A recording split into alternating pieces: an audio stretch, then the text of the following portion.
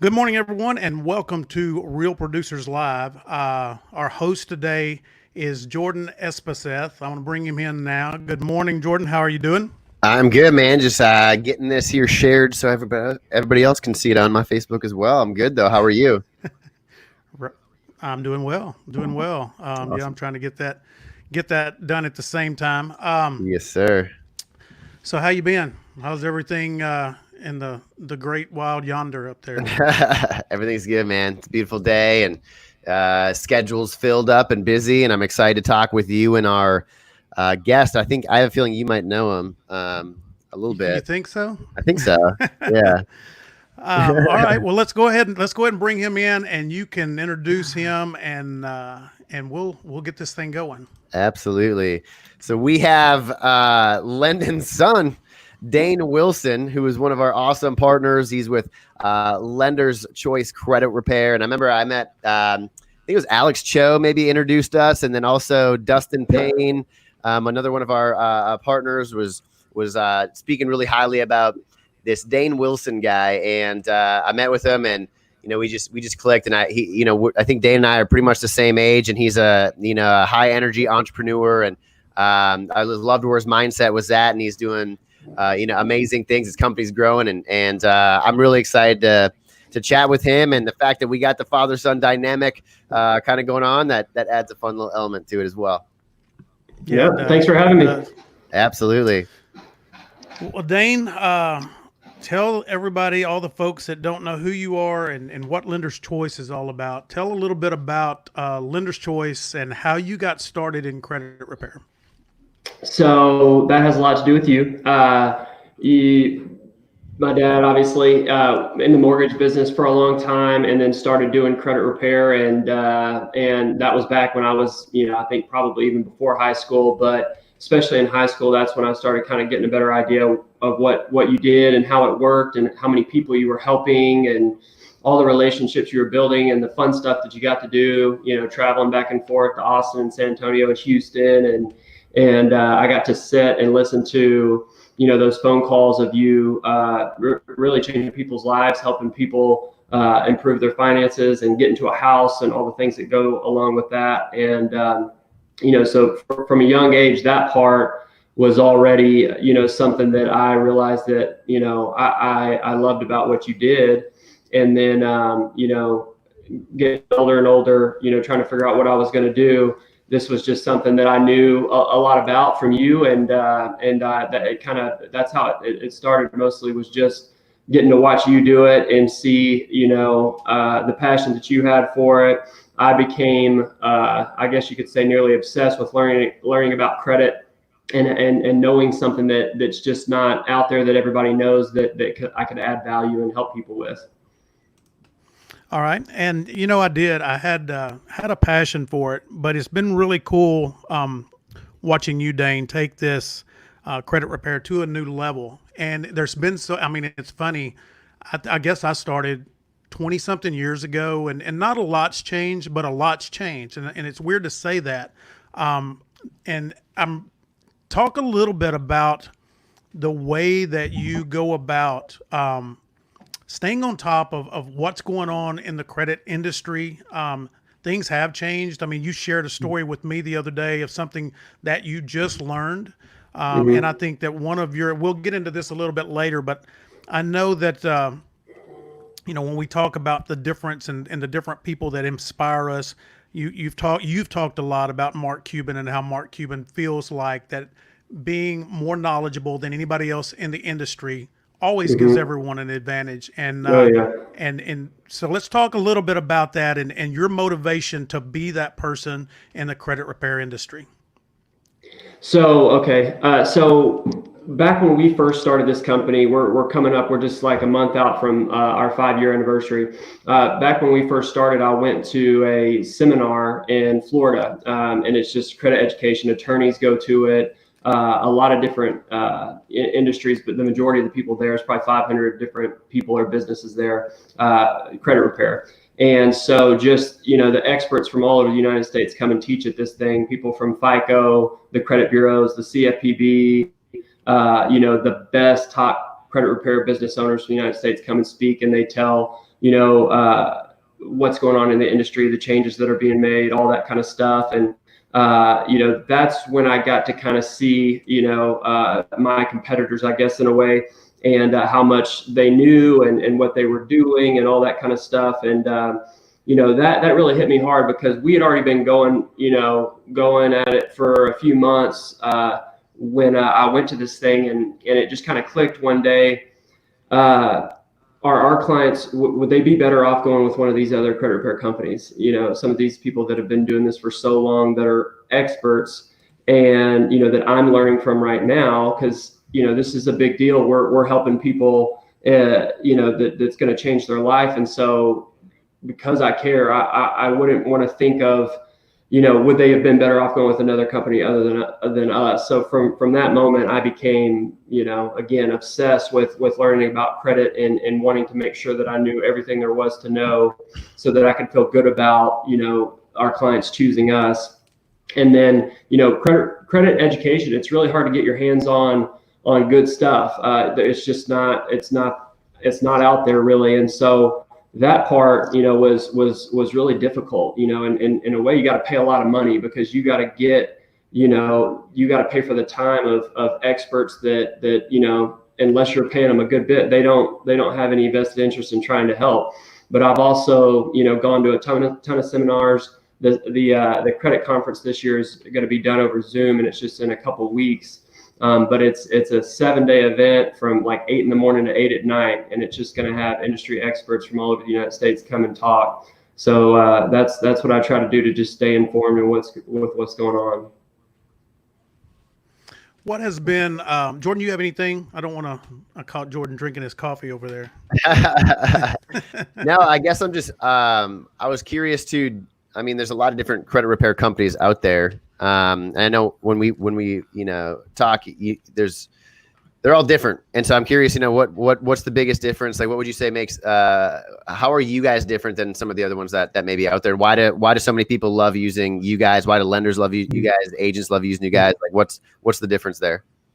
Yeah. So I hate to kind of admit this out loud, but I do a ton of competitor analysis. I like to look at other companies' websites and Facebook pages, and then I go to individual employees and see what they're talking about when they do Facebook Lives, and look at reviews online, good and bad. I want to know, what are the very, very best doing, and then what are the ones who are screwing up doing? What does that look like? And that gives me so much insight that I can use and get value from right away to help people, and also to grow our business and help our business. So I really spend a lot of time just every business I can look up and find the ones that are doing good. Anytime I see somebody promoting another credit repair business, then I'm all in, finding out. Or if I go to meet a loan officer and they tell me they're working with this company or that company, then I'm going to find out everything I can find out about that company, so that I know, where we're at, and what can I do to bridge the gap if there's something, or, how can I be able to explain it to somebody when they ask me that question, what's the difference between us and them? I want to know. So I know a lot of pricing plans, but, that I can compare. I know the software that they use.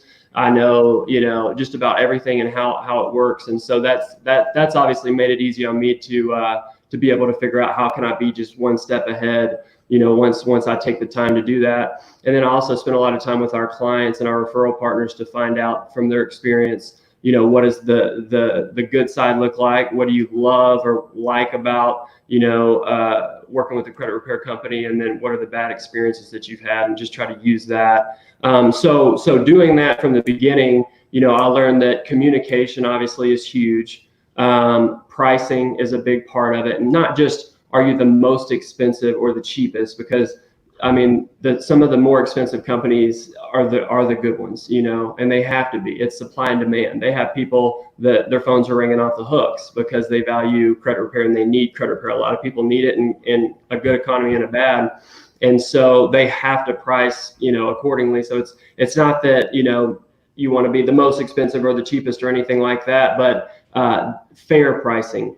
Credit repair is kind of one of the few industries where you could potentially pay for something and not get that thing. I mean, in what other industry is it possible for you to pay for something and not get what you paid for? That's why some people have called our industry a scam, because they paid money and not been happy with the service. And so what I took from that is, unless someone is 100% satisfied and happy with the service, they should not have to pay a single thing.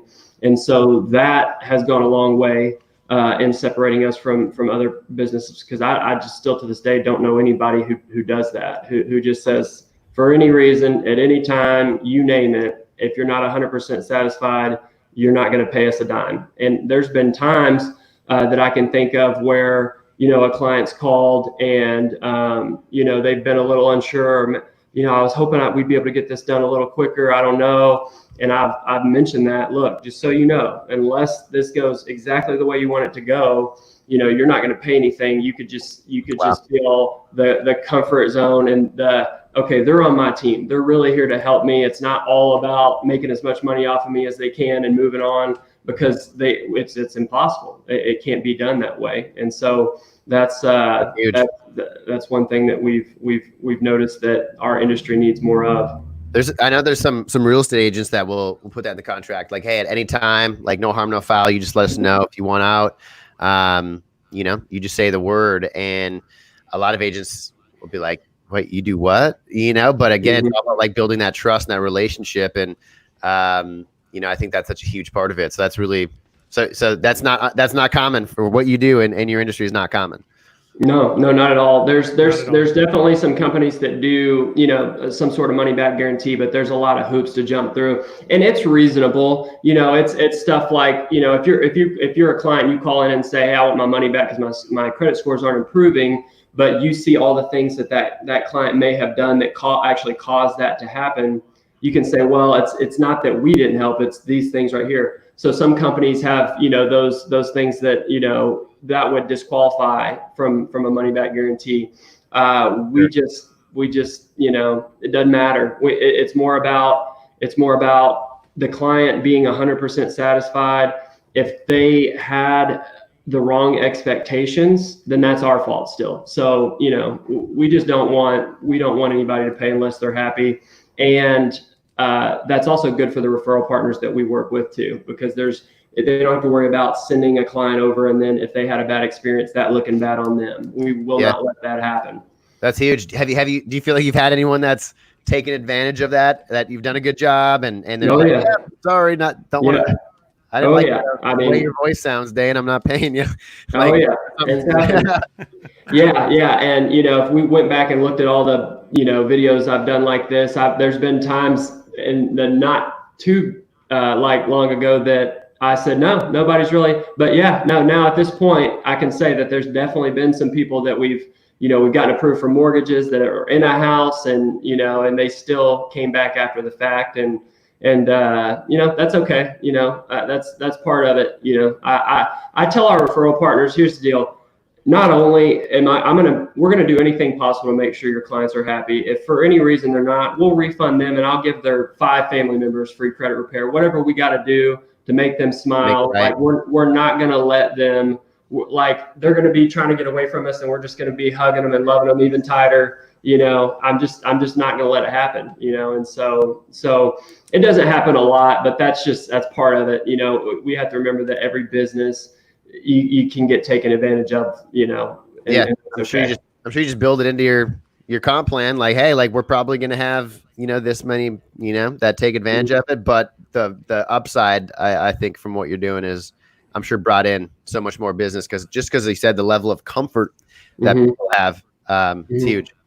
We're a big second chance company. We're a big, I tried this company, it didn't work out. And then they hear about the way we charge and our money back guarantee, and they go, okay, well, this is not a gamble or a risk. I need credit repair. I've seen good reviews online. This program makes sense because I'm not paying unless I'm getting results and unless I'm happy. So we get a lot of business from other companies. They've tried, it didn't work out for whatever reason, and then they come over to us. That's awesome. Big compliment. Dane, you mentioned earlier the realities, realistic expectations, and that was something that back when I was involved in that I felt like really mitigated a lot of the disappointment, and there are a lot of myths and fallacies out there about credit repair. I'm not sure if you remember this or not. One of the things that I always said, if credit repair were quick and easy, nobody'd have bad credit. It's not that it just kind of like what you mentioned the other day. It takes the time that it takes, regardless. And you were sharing some information about knowing what it takes to get the perfect credit score. But talk a little bit about the myths and fallacies, and not only running a business in credit repair, but the challenges of offsetting those myths and fallacies at the same time. Yeah, Talk a it's little bit definitely about that, challenging. Yeah, because there's a few reasons why it's challenging. Number one is because everybody just wants the best possible case scenario to happen. We do, our clients do, and the people that send us business, our referral partners do. We all want it to go perfectly, and you just don't want to even have that thought in your mind that, okay, this could take a little bit longer than tomorrow, and my scores might not get to 800 in a week. Everybody wants it to go perfectly. So that's part of it, is even when you kind of try to set those expectations, they're like, okay, yeah, I won't get my hopes up, but I'm counting on you. Don't let my family down. And then a combination of that and, just the competition factor, we all are competing over business, and it's almost like, okay, well, who can be the cheapest? Who can be the quickest? And then you end up saying things, to try to put yourself in a position to get the business. And then, we're talking about the negative side of things here, but, the vast majority of the time things go great. Everything works out just the way you wanted it to, but sometimes it could take a little bit longer for a client. We can't promise to get every single negative account deleted every single time. So it's about those times where it doesn't, and that's when you want to set the expectation. So sometimes you're almost being a little bit negative or overly conservative, but you're just protecting, everybody in case that, it were, the smaller percentage chance that it just doesn't move as fast as you would want it to move. And so between the competition and everybody looking for, well, who can do it the cheapest, the quickest,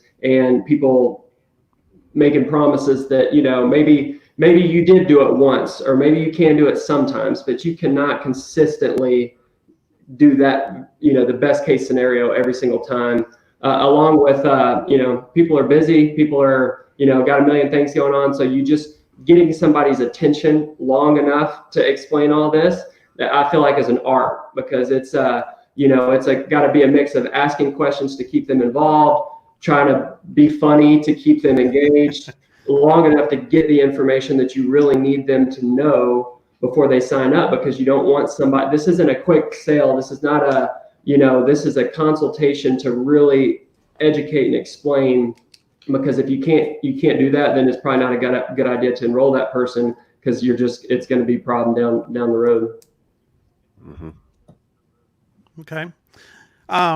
Well, I'd like to switch gears just a little bit now and just talk more about you as a person, and really what your perceptions are, what your goals are, in that constant personal and professional development. I'd like for you to share with us just a little bit on some things that have impacted your life, that in turn have impacted your business, and the way that you approach trying to make Lender's Choice the best that it can possibly be. And talk a little bit about the people in your life that have done that. If there's any books that you read, let's share that with the people that are listening. Things that you gather inspiration from. Talk a little bit about that now, if you would. So I would say that for me, this kind of started back when I moved to Dallas and started going to the school that I went to when I got here, Dallas Christian. Just the friends that I had, the people that I was around there. The school that I went to, the people that I were around, a lot of their families were really successful. And so going over to their house and, getting a chance to sit down with their parents and what do they do for a living? How did they get in that position? And, this is one thing that I like, not much about me is like just God-given talent. It's like, I feel like I work really hard, but this is something that I'm proud of from a really young age. I really tried to pay attention and learn from people who were successful and ask questions and stuff like that. And so I remember doing that at a young age. But I just realized once I got here and I saw the lifestyle that this is what I wanted my life to look like. And so I started trying to model, everything that I did off of the friends, that I looked up to and their families and stuff like that. And, just kind of get what successful traits those people kind of had in common. And one of them was most definitely reading. And so that is when, kind of a light switch went off where I became, I wanted to read everything I could read, business books, autobiographies of, people like Warren Buffett and Steve Jobs and people like that, Mark Cuban, to just learn as much as I could possibly learn, and hear their story. And so for me, that's what it was. And then kind of as I've gotten older, still relying on those people. I've been lucky enough to be around people that have been really successful and just getting their mindset, how they look at things, and then trying to use that myself. Dane, Okay. I'm curious you said, you wanted the life that you felt like this position and this career could give you. Your perception of what that was, when I suppose you're 30 right now, right? We're both 30. Mm-hmm. So you were like 25 when you got into it. So you're 24 years old. You're looking at maybe doing this thing. Like, did what you think it was the journey like that it's been so far? Like, how different did it look in your head at 24 than at what it actually was? Was it quite a bit different? Yeah, I think so. Yeah.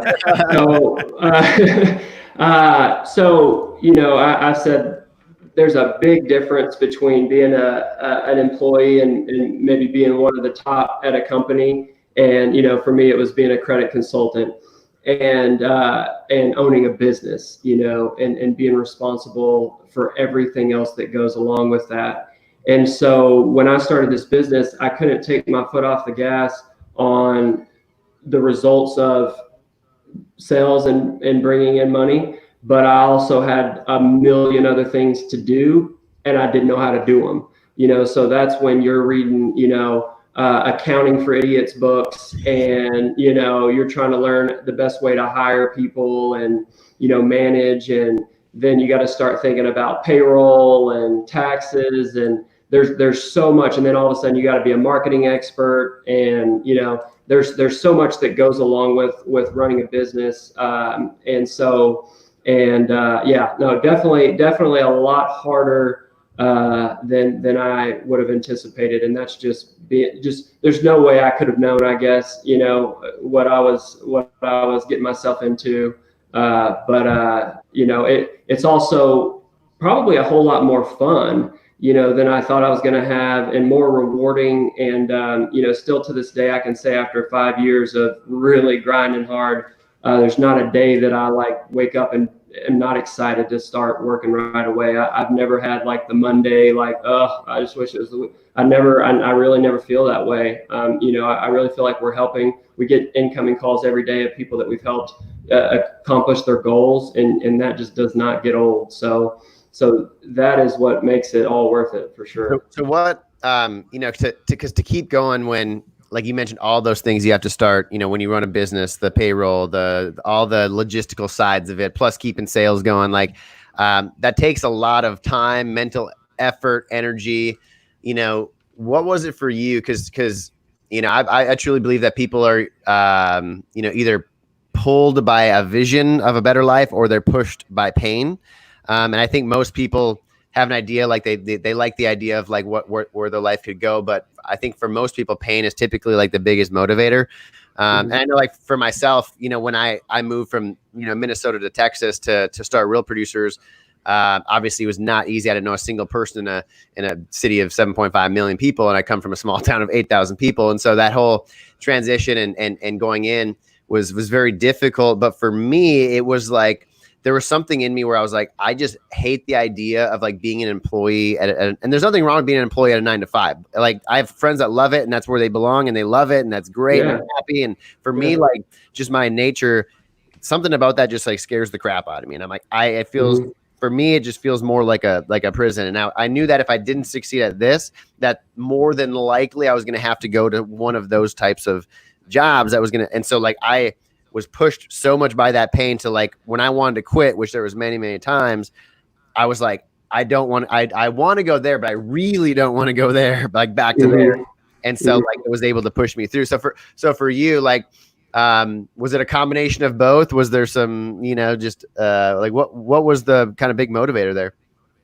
I think it's, I have this like probably invisible chip because it's not really there maybe, but it motivates me. And it's just I don't want to feel like, that I'm not capable of doing something that somebody else is capable of doing. And, watching people who are successful and I don't want to feel like I can't do that or I don't have the ability to get in that position has always motivated me. So probably the motivating is just the fear of failure, the fear of not accomplishing what I want, of like boxing myself into this is just the best you can ever be. I had a manager one time say to the office that, what, guys, in life, sometimes there's just A players, B players, and C players. And C players, that's okay. That you can live a good, happy life there, but not all C players can be A players. And so that sort of thing has always really, really motivated me. Not that whole like, tell me I can't do something and watch me do it, but sort of. And I think my dad could tell you, like, the times that I think maybe I've done the most or accomplished the most, it's been when I felt like somebody said that, this person needs to do it over you, or they're, that is, I will, not sleep for days and do whatever it takes to not let that be true. And so probably for me, it's the fear. The entrepreneur thing I love, but I'm not afraid of being an employee, of working crazy hours, of sitting in a cubicle with a headset. I love credit, and I'm so glad that at a young age I found something that there's no denying that I'm extremely passionate about credit education and helping people. But it really didn't matter to me, and still doesn't. I'll do whatever. If I feel like it's helping me get towards what my goals are, the vehicle to get there, it really is. I'll do whatever, and my employees, I think, would still say that today. I still do a little bit of everything. There's no job that we have that I feel like, I'm the owner, so I'll do it. I don't care. I just want to make sure I'm progressing. Yeah. That's awesome. Right. Well, that's going to lead me into the next thing. I'm going to do something real quick. And then I want to let you guys have the last word and let Dane talk a little bit about what it's meant to him to be a part of Real Producers, Jordan, and then you talk a little bit about what it's meant to have Dane in Real Producers with you. But before we go to that, I want to pop something up here that I know is a big motivator for Dane. Let me see if I can make this happen. Who's this guy right there? Wait a minute. Let me see if I can make it bigger. Hold on. There he is. There we go. Who is this? Tell as if I don't know, but you go ahead and talk a little bit about this guy. So he's got a birthday coming up soon, right? Yeah, that's my son who's just about to turn 1 in just a couple weeks, and so we have been planning. And I've never been so excited to go online shopping and buy toys, and I just want that dude to have whatever he wants. I'm going to be the worst parent because I'm going to be the enabler that tries to do everything for him. And hopefully he's going to be a spoiled little brat. I don't care. I just want to be happy. But hopefully mom's playing bad cop. But hopefully mom's playing bad cop. Yeah. No, it'll probably be me. She's going to be his favorite, but that's okay. That's funny. Well, I know I'm definitely going to try to spoil him, so he may not have a chance.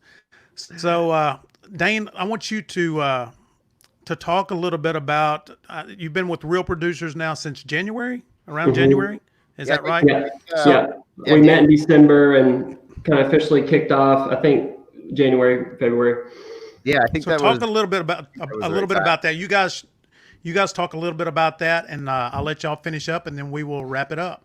well, I'll actually kick it off because I know, yeah, Dane and I met, I think it was December, hopped on in January, which, you know, not knowing everything that was coming, so Dane, I think he got to go to our first event, which was, first event for him.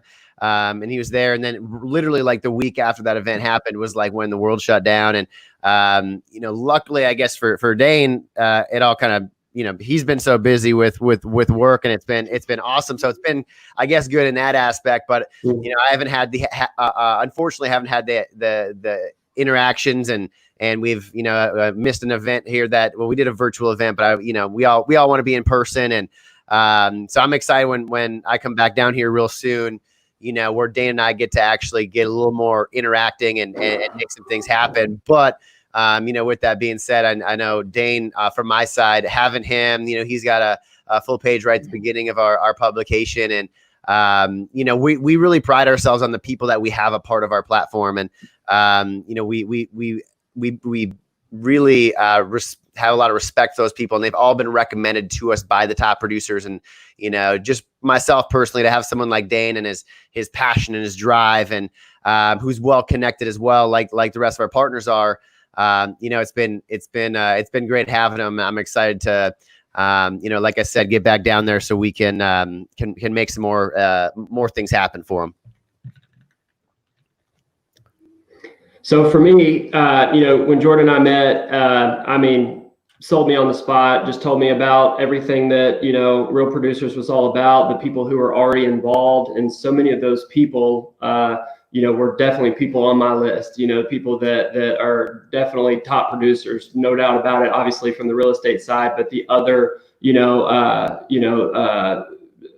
vendor partners that are involved in the group as well. And so, I thought of as an excellent opportunity. And, Jordan, I think, really set the expectation well for me on how it works and what's required. And, kind of gave me a little background on some people who had maybe come and gone before that. We were talking about expectations earlier. And so, I didn't really have one, but Dad, you and I always talk about this, and Jordan is definitely a good example of when you kind of partner up with somebody and you constantly feel like you need to be doing more for them because they are, like, if there's two buckets here, like somebody's bucket's more full, somebody's doing more in the relationship or the partnership than the other. And I've always felt like Jordan has really tried to connect me with people, no matter the circumstance, no matter if we can't meet in person or whatever the case may be. You've reached out and you've said, hey, have you met this person? Or have you, you invited me to go on another podcast one day. And just here recently, and Jordan, you probably don't even know this, but I've had meetings with two loan officers and an agent of like really, really, really top producers. And, a big part of why we got connected was because of Real Producers. And so, we're 6 months into me joining Real Producers, and all of a sudden now it's like, a lot of really, really good opportunities. And it makes me feel like it's my turn to figure out what I can do to try to connect some people and help some people too, and not just receive. So it's been awesome. And I'm really glad to be a part of it. Yeah. Well, I appreciate you sharing that too. And that's, your example is perfect on how, when we talk about these top producers or these really awesome businesses, right? It's, and we talk about our platform really being that relationship building platform. It's just like an agent who's farming a neighborhood, right? Like they're not known in this neighborhood. They go into this neighborhood, they start knocking on doors, they start putting flyers out, they start doing all these things. At 6 months goes by, and oftentimes nothing's really happened. 8 months goes by, 10 months goes by. Usually, like somewhere, if they're continually doing their thing and putting themselves out there, around month 10 or 12, like something happens, they get their first, client, but then it all starts to kind of really snowball from there. And that's what I love about, our platform is, a lot of times you get connected with one or two people, which leads you down a really cool, positive snowball, effect. And, so I appreciate you sharing that you've made some of those connections, and that obviously makes us, that's what it's all about. That's what, so, yeah, let's see if we can. Well, I think that you and Real Producers, what you're doing is not only everything you could possibly expect, which is you're giving us the ability to connect, and you're putting us in a position, can't do everything, but I think you are going one step further. There's not a month that's gone by where I don't feel like you at some point have thought, what can I do for Dane? How can you've reached out and that sort of thing. And so I think that's even kind of going above and beyond. That's probably the difference, right there, and why I think that you guys are doing so awesome. And so many people are really happy to be a part of it, is because not only are you connecting, again, people that were on my list that I'm, really, really happy to be connecting with, but also you're putting effort in there to give warm introductions and put people in positions to be successful and stuff like that. So I've been really happy to be a part. Awesome, man. But if other credit repair companies listening, it's not that great. You probably want to know. For anybody other than credit repair, there's really only room for. There's only one Dane that we can have on the partner list. Yeah. That's funny. Well, guys, unfortunately, we are about out of time, but I do want to tell everybody that is watching, in credit repair, if you're looking for someone that can make the difference, and it is Dane Wilson and Lender's Choice Credit Solutions. And if you are a business professional in the real estate industry, and I can second what Dane is saying about Real Producers, they do make the difference in connections. Connections is important for all of us in any type of service industry, especially in real estate. It is a large family. There's a lot of different types of industries that participate and make the homeownership dream come true, and Real Producers are putting those people together. So Jordan, I want to thank you for being a part of the difference. Love this show that we're doing. Love that. Dane, just keep doing what you're doing, man. I'm proud. I'm going to give a dad moment here, but I'm proud of you. I know the challenges that come along with credit repair. I know the industry reputation. People don't realize the battles that we fight every day. It's not just fixing credit. It is overcoming a nasty reputation. And I think that over the past 5 years, it's gotten a lot better. So it's a testament to people like you and the people that really do care. Because people used to talk about their credit score. I kind of called it a freedom score. The better that is, the more freedom you have, the more that you get to do. And so, guys, thanks so much. We got to close it down now. But we'll be back again next week at 11 o'clock. Thanks, Lendon. Thank you so much.